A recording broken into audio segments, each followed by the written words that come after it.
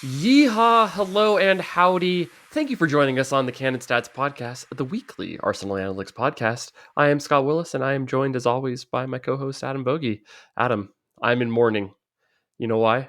Why? I What think is that? I just had my last 80-degree day for Oh, 2023, and I didn't even get to do anything fun to be able to enjoy it. All I got to do was go take a nice walk in our beautiful sunshine. But I was looking at the forecast, and the high is 77 today, and it's only going down from there. So my beautiful weather is going, and winter is coming. I think many people, including myself, would say you should be happy that that's happening for you in like mid to late October. We had. I'm here in the American Midwest, and we had like an 80-degree weather like week. I swear, probably 3 weeks into September, and even that was multiple weeks later than usual. So I don't know what to tell you, man. You know, I'm glad you at least got to go outside, but there's something broken here with this model that you and I can't do whatever we want during the day. Maybe we need to raise the subscription prices. Yeah, right. We need to dedicate all of our time and effort into this, and screw these day jobs, and get that back. And that'd be really nice. So if you'd like to see us dedicate more time to this, you can always become a premium subscriber, and we would give you great gratitude and love. Lots to talk Yes. about. Even though we're coming back from an international break, got a big game this weekend. Do you consider this a big game? I think it's a big game. Yeah, I think this is always a big game, regardless of what the table says. But I think that even the table is a little false positiony for Chelsea Hmm. at the moment. Um, not necessarily that I think that they are, like one of the top couple clubs in the league or anything like that. But are they 11th? Are they 12th? It doesn't seem like it. But that said, I think we do need to continue building out like our sample that we're judging this from, because we're still in a place, I feel like, where there are definitely some winners and losers in terms of who's played whom. So Hmm. I think we'll learn a lot about Chelsea in this game in particular. Yeah, I think that's an interesting thing, right? Because we're 8 games into the season, and I think schedule effects are pretty big still right now. I think Chelsea, along with Everton, are two teams that I know there's the Opta analyst expected points to actual points, and like where everybody's in the position for the table has been going around quite a bit, and both of those teams have significantly underperformed from their expected points, but those teams have also had two of the easiest schedules thus far. Yeah. So it's an interesting point of trying to figure out what is real from this and how much you kind of translate this. So I was looking at that in the newsletter today, this morning.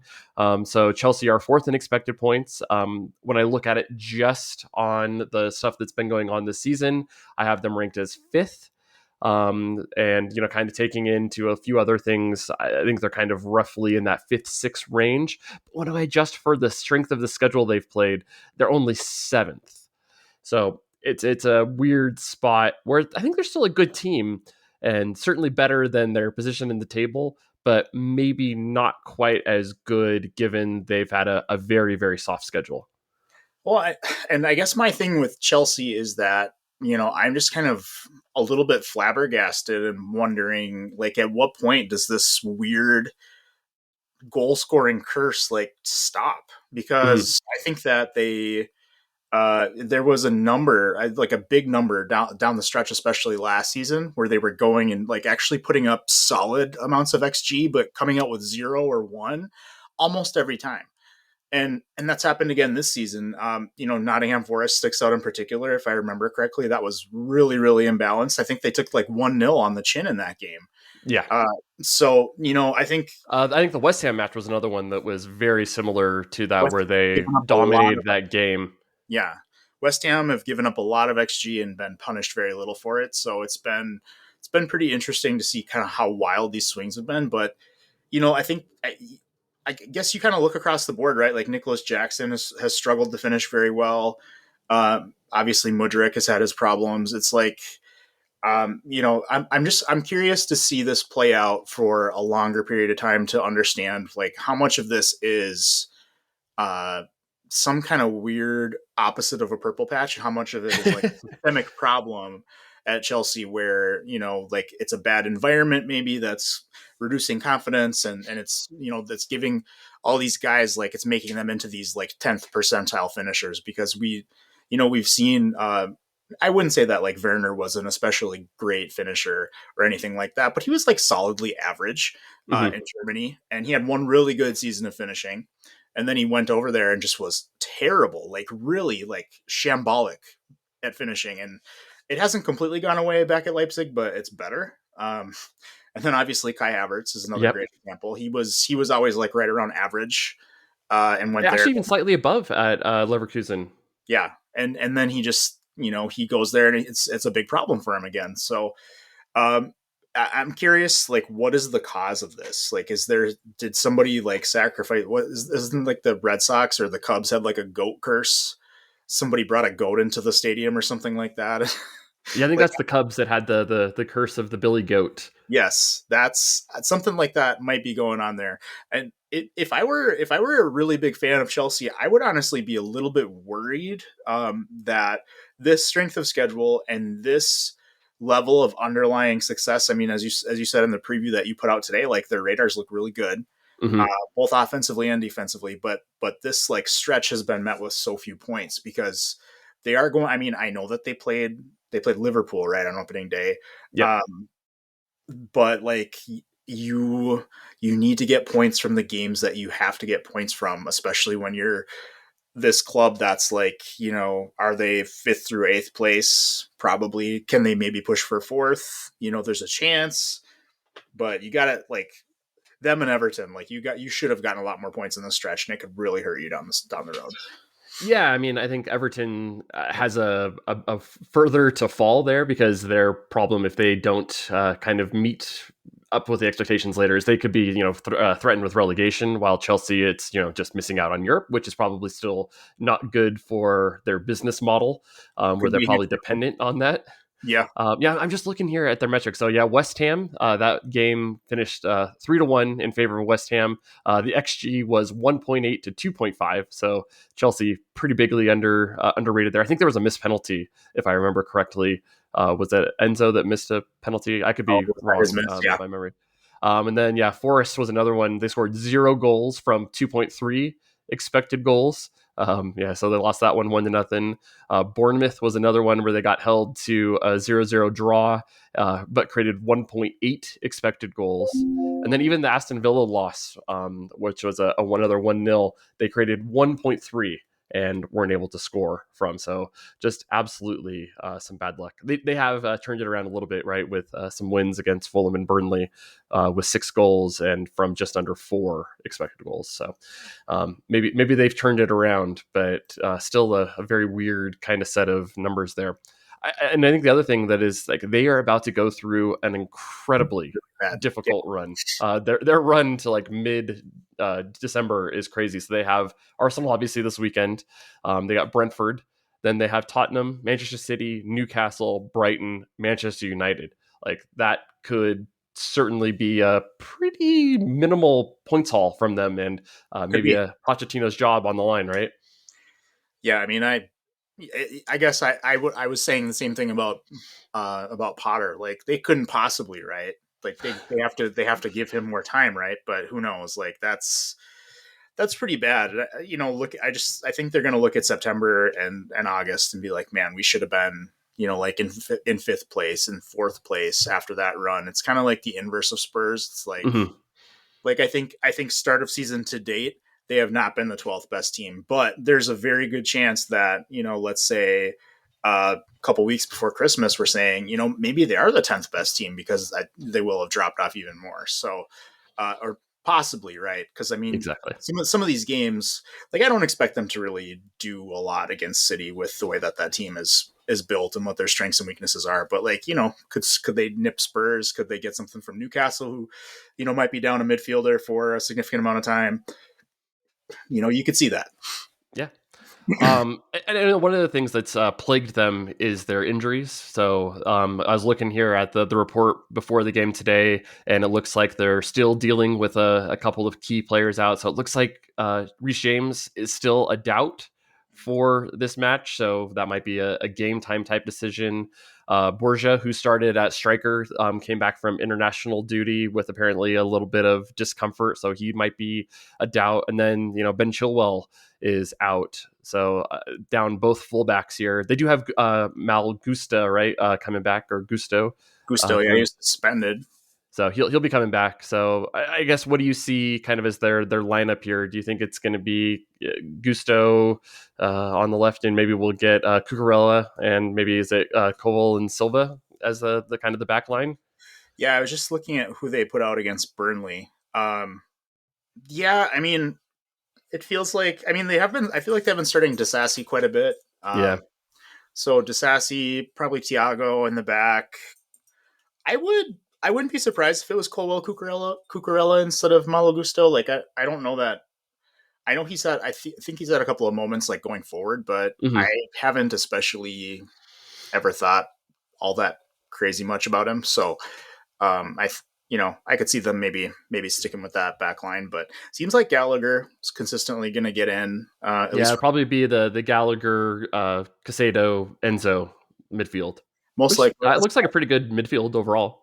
Yeah, I mean, it seems you definitely have. I mean, Gallagher is just he's one of those guys where I feel like if he actually was a full timer at Crystal Palace instead of just having been on loan there, like I feel like everybody in England would rate him and want him Hmm.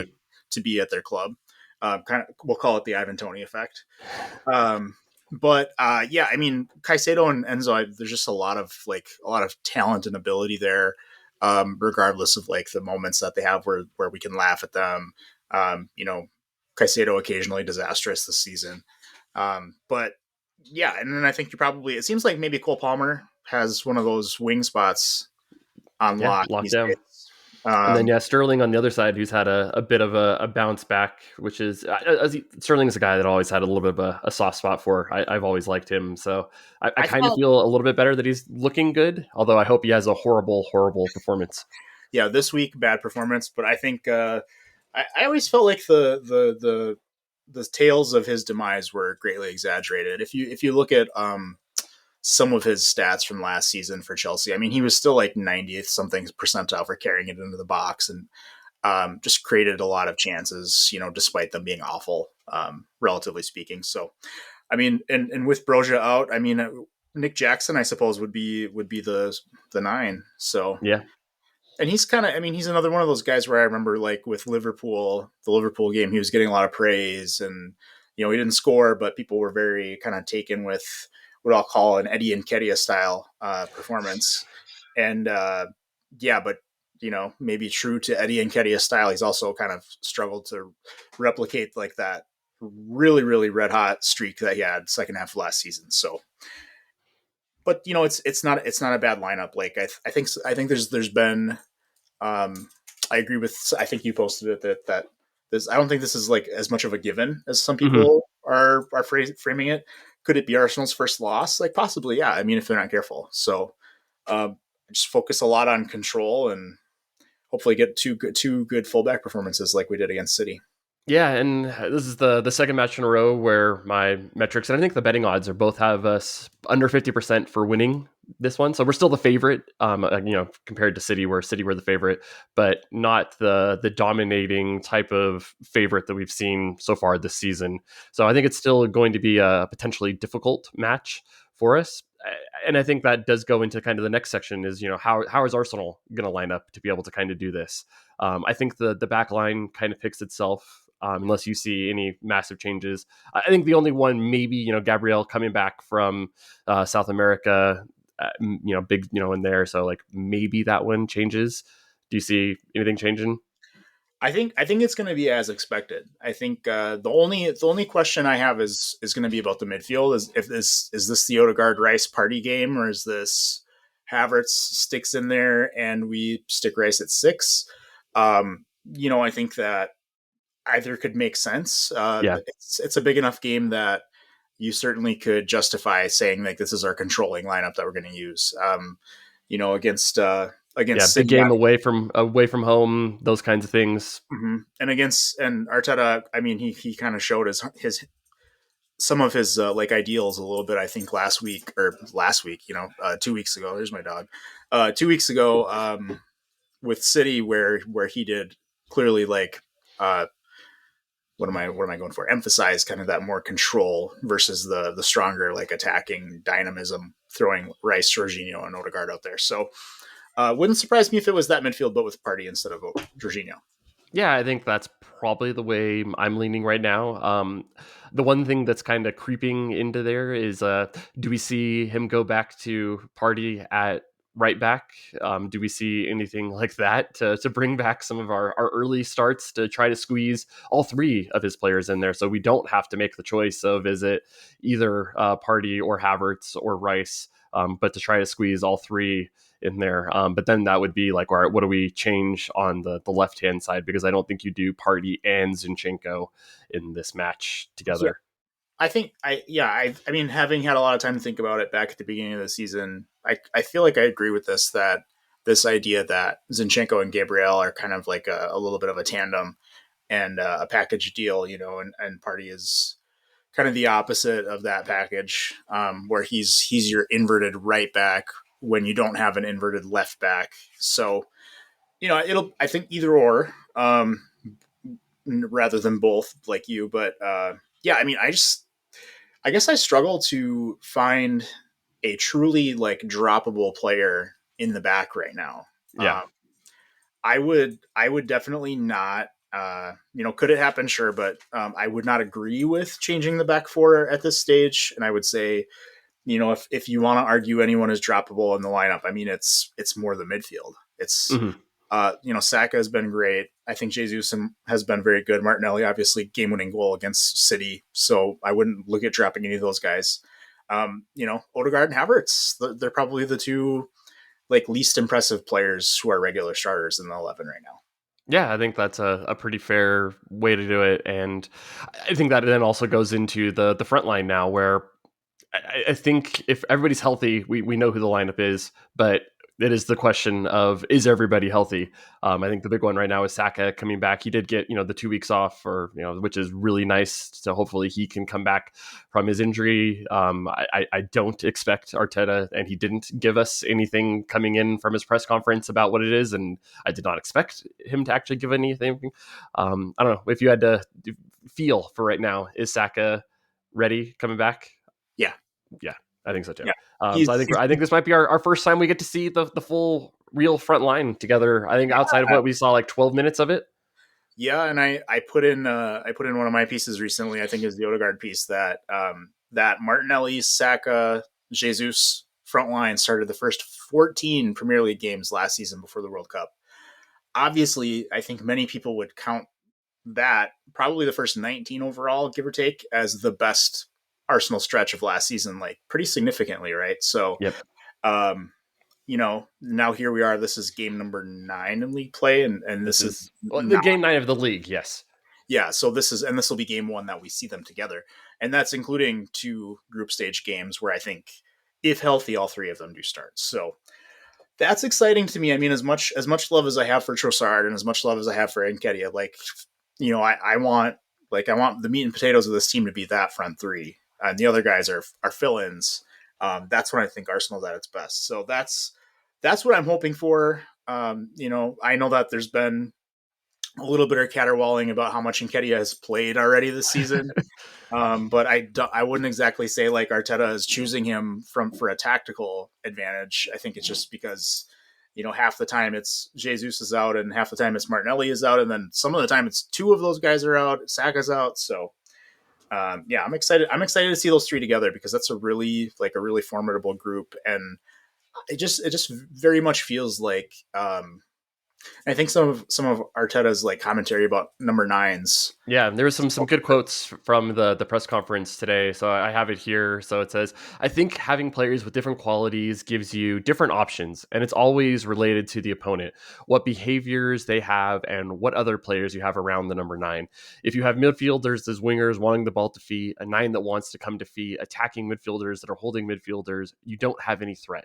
If you have a nine that wants to come forward, attacking midfielders, constantly threatening that last line, proper wingers, then it becomes a different threat. You have players in the last line that can progress the play. Do you have players in that last line that can link with those pockets and make runs that attract central defenders? It depends a lot on the qualities of all of these players. You can't just isolate the nine. You have to see the whole thing, how he connects, and what kind of threats and things that you can do. So I think that's a pretty interesting kind of quote. And it kind of goes into kind of like the next section of where we wanted to potentially go with some of this Eddie Toney type of debate.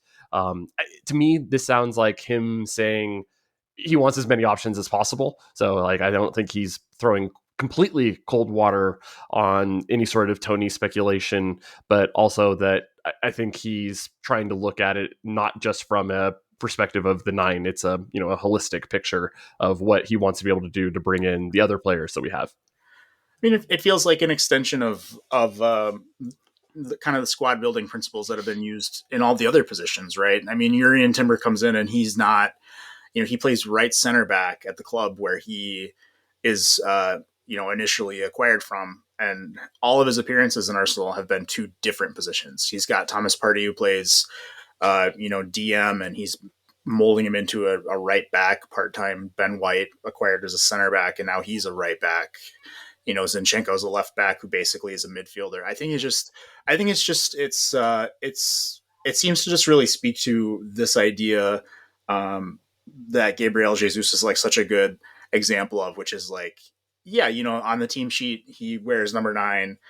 We line him up in the middle at the start of the game, the middle attacker, but there are going to be times when he's out touching the right touch line or the left touch line, or he's in the midfield. And I think that's, I really strongly suspect, and I think it's played out a little bit, but we haven't seen a lot of Jesus with Havertz so far. But I suspect that there's an idea that there's some rotation that's going to happen with those two when they do play together. And I mean, we've also seen Rice play two different midfield positions at a minimum, right? Yeah. But I might say more than two. Right. So our 50 plus formations. yeah, I just think that there's really something there about, like, I think he wants players with abilities and skills, and call them what you want, but this is how I use them. And it's not exactly just like to do the one job. Like, by and large, you look at Holland and he's like number 9 in Yep. the box, there to, he's a hammer. You set up the nail for him and he bangs it in. And I think it just kind of speaks to like wanting a lot more than that, just not a one trick pony. So, And I think that you can get away with a one trick pony if he's the best one trick pony in the world. and you surround him with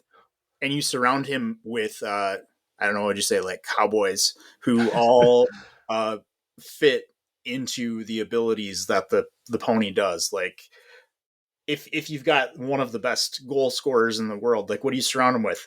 The best chance creators in the world. And I mean, the literal best chance creator in the world is already there. So it's just yeah, I mean, obviously if we're talking about somebody other than Manchester City, maybe it's a little bit more of a challenge to get exactly the right pieces for him. But yeah, it's just and it's also when the one trick is like the most important trick, that's a little bit different too.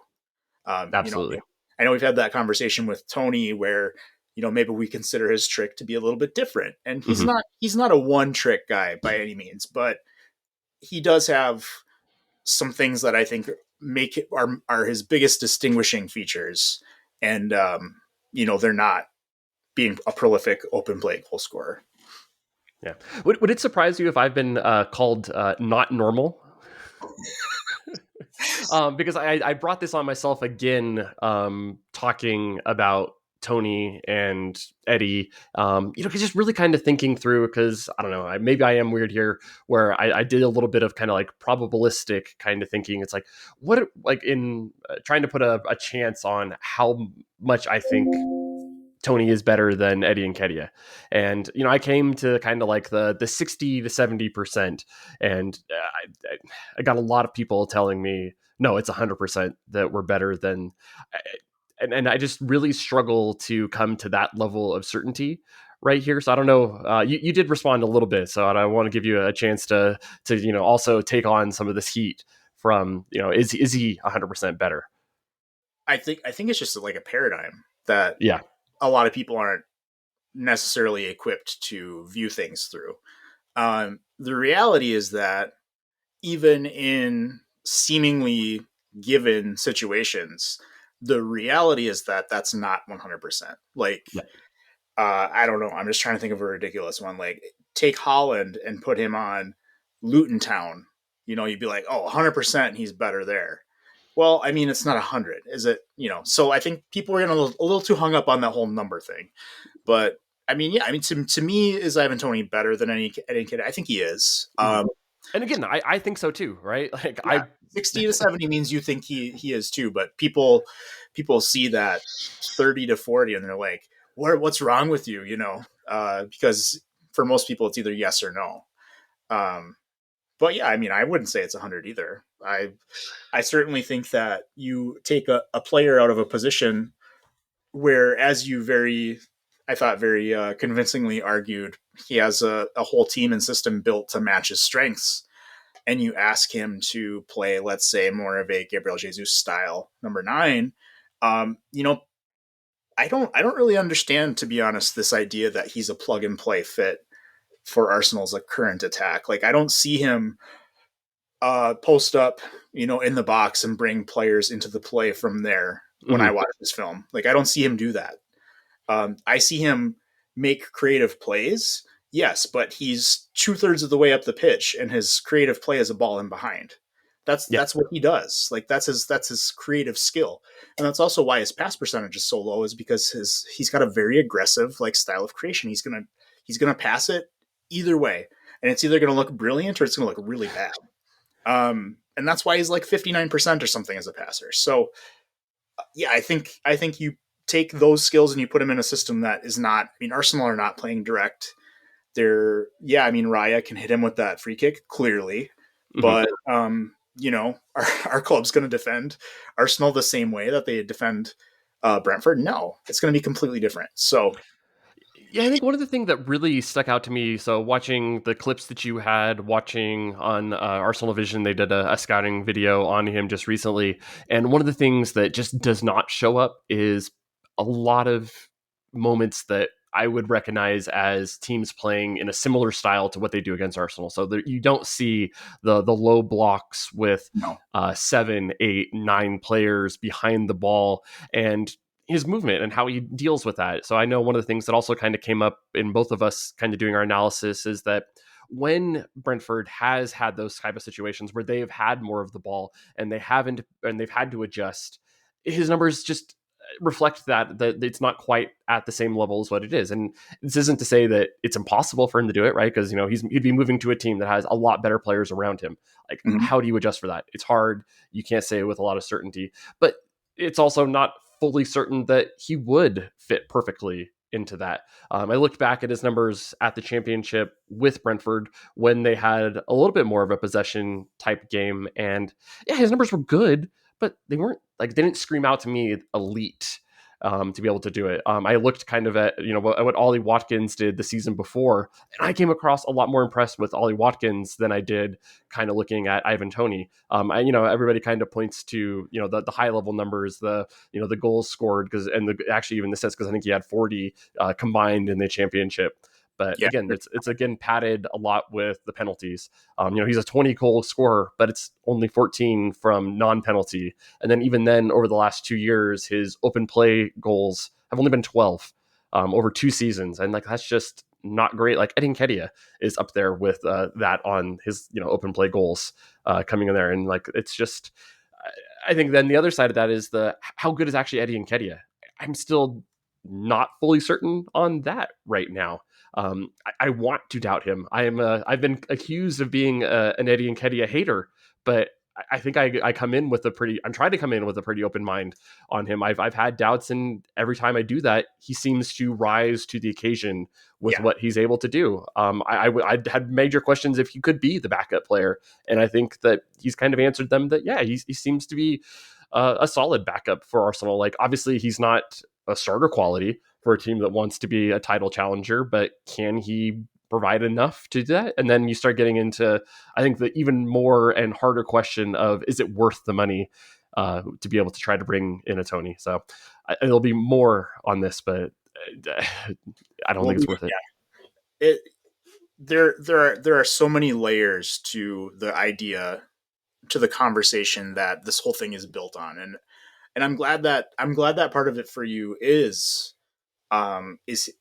Nketiah. How good is he? Because I think we can now say pretty safely that 3 consecutive seasons Arsenal have suffered some sort of unforeseen circumstance up top at number 9, Mm-hmm. where Nketiah has been forced into, literally, like, he didn't go win those minutes. He got in because people were injured, or because somebody forced his way out of the team, and the other guy was not getting the job done. And literally in each of the circumstances, I know people are going to want to point to like the last 2 or 3 games of that nine start stretch last season and say, but he missed these chances and we didn't get these wins. But ask yourself, when Gabriel Jesus went down with his knee injury in November, what was the narrative about It what was was going to happen doomed. to Arsenal?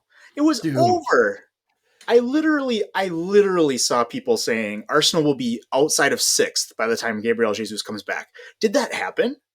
They were still No. in first place when he came They were back. in first place when Eddie Nketiah got replaced for that game against Everton, when Trossard came in. West Ham came back. Oh yeah, yeah. I don't know. Yeah, which one? Yeah, but yeah. They were in first place when Eddie Nketiah took over a starting spot for Lacazette last season. I think was his first game, Stamford Bridge, Chelsea. Arsenal. It was either first or second. Arsenal won that game. Arsenal beat Manchester United on an Eddie Nketiah brace. Arsenal have started Eddie Nketiah, 6 times in the first 8 league games. Arsenal have not lost a game this season. They dropped they've dropped 4 points in 2 draws. Did he didn't start against Spurs? Did he? I know he didn't start against Fulham, but he was almost the reason that Arsenal won that game. Yeah, because And he came on with a very strong 45 minutes against Fulham, right? yeah, and I think maybe that was Trossard who started and Yep, it did. was. And then, so I mean, this is three Well, seasons. Eddie actually has started all but one of the games this season, I right? So saw it's that. only Fulham. So yeah, he He started did start against. against Spurs, and Yep. yeah, now that I think about it, he wasn't good. He wasn't very good against Spurs. But the point doesn't really rest on that. The point rests on, is he doing the thing that a backup needs to do, which is come in, maintain the level enough that it's not hurting the team. Absolutely. Like, there is not an argument that he has not successfully done that 3 seasons running. He absolutely 100% has. Now, whether you think that he's good enough to fit your standard of what you think he should be, whether you think he's good enough to be a full-time starter at Arsenal, irrelevant. Like, that's not the conversation. I do not encounter people who are saying Nketiah should be starting over Gabriel Jesus. I don't encounter people saying that. No. The people who want Ivan Toney because they think he's like the last piece to the puzzle to turning Arsenal into like Champions League winner, Premier League winner, they think that he's going to be like a superstar for Arsenal. They don't think that he's going to come in and back up Jesus. The people Yeah, I who think he's going to displace Jesus. Yes, and then there are people who are maybe more like me or you who are like, yeah, you know what? Maybe he is an upgrade from Nketiah, but is he an 80 million pounds upgrade? Is he a 60 million pounds upgrade? When Is you he have a even a 40 million pound upgrade? is maybe, I don't know, because part of this is that Nketiah would also most likely have to leave, and what are you going to get for Eddie Nketiah in January on a 100,000 pound salary? Like, it's I don't know. I don't think, like, I made fun of a post that I saw that had him getting 35. I think that's way too high. I think, if you want proof, just look at Balogun, right? He 26 initial price. Like, I think Eddie is probably a little bit lower than that even. So it's just, the argument swerves off into so many weird places so quickly. And for me, like, I posted this was part of my response to what you had posted about Toney earlier this week, was that if Arsenal are going to spend more than say like 50 million pounds on a striker, I think either he's better than Jesus now, or he could be one day, or should be one day. And Toney for me is 0 for 2. So Eddie is also 0 for 2, but guess what? Eddie already plays for Arsenal. He is already an Arsenal player. Yeah, they extended him, but guess what? Like they would have spent a lot more to sign another backup level player. And whether Toney wants to even do that, I think is a good question, or Yep. whether he just wants to leave Brentford, which could just be that simple. Yeah, no, I agree. So big Champions League match coming up as we switch gears. Yeah. So we're in a it's probably a spot that I think that neither of us would have liked to have seen. Only 3 points from the first two matches.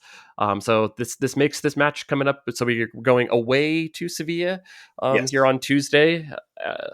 Kind of a must win, I think, for Arsenal here to get back on track. I still feel pretty confident in the team's ability to get out of the group, but now needing to win here, I think, to win or to put us in a really good spot for winning the group, right?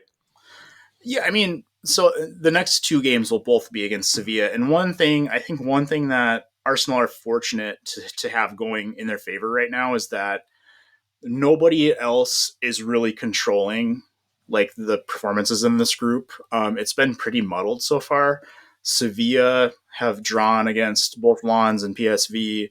PSV obviously lost to Arsenal. Lens beat us, but had the draw against Sevilla. So it's all a little mixed for everybody, right? Obviously, the win Mm-hmm. and the loss for Arsenal. So um, I think that is a a small favor that probably works in Arsenal's direction. So yeah, but it's a big game. Arsenal obviously have the advantage in terms of talent by a pretty significant margin in my mind. Mm-hmm. Sevilla, I mean, what Yeah, else? they just had to fire their manager, so things are not going perfectly rosy No. over in Spain. And this is the second consecutive season where they're in the teens in the La Liga table.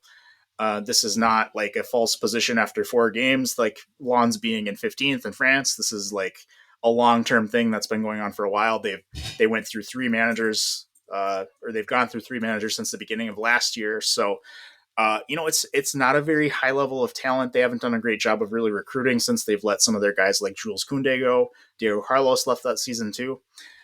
So it's a bit of a crappy situation for Sevilla for sure.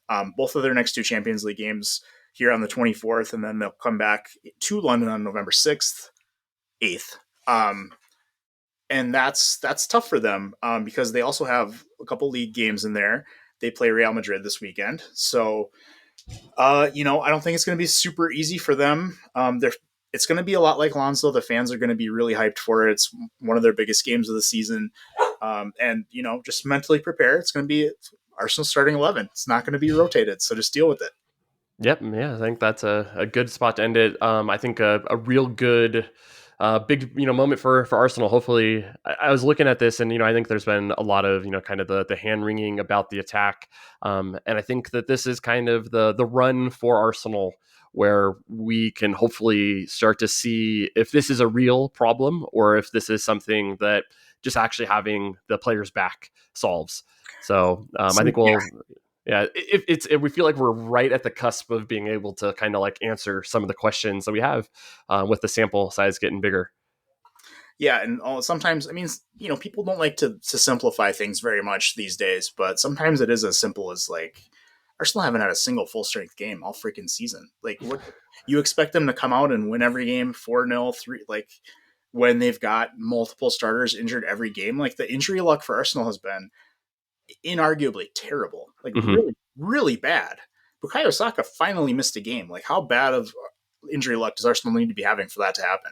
Like, really bad. So, getting everybody back, I think that's a great first step. I mean, what else can you say? But they just beat Manchester City. Like, we can't have that many doubts about this team's level. It was just deserved win, uh, which was partially gotten through having great depth, 4 great sub performances.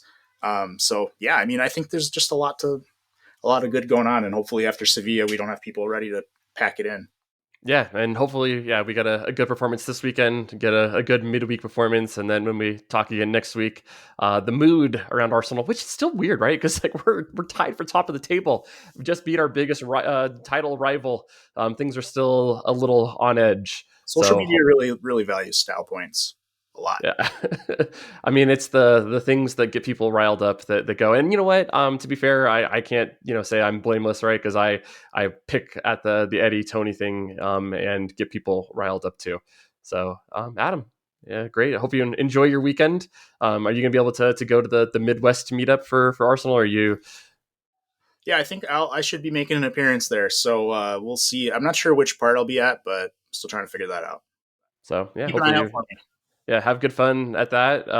Make sure Elliot keeps his self under control. Make sure Paul doesn't say anything too stupid and gets himself in trouble. Let's make sure nobody's recording him because he's going to say something at some point. Yeah, you can't stop Paul. You can only hope to contain him. Exactly. Yeah, you'll probably drop a Les Do This and get himself sued from James McNicholas for copywriting or trademark infringement. James has probably already got the suit typed up. He's just waiting to use it. Absolutely. Yeah. I'm, right. He probably got the 2-for-1 deal. It's like, the lawyer already is there drafting the documents for him. So you might as well just save him some time later. Just copy paste a bunch of it. Perfect. All right. Cheers, y'all. Thanks for listening. We'll talk to you on the next one.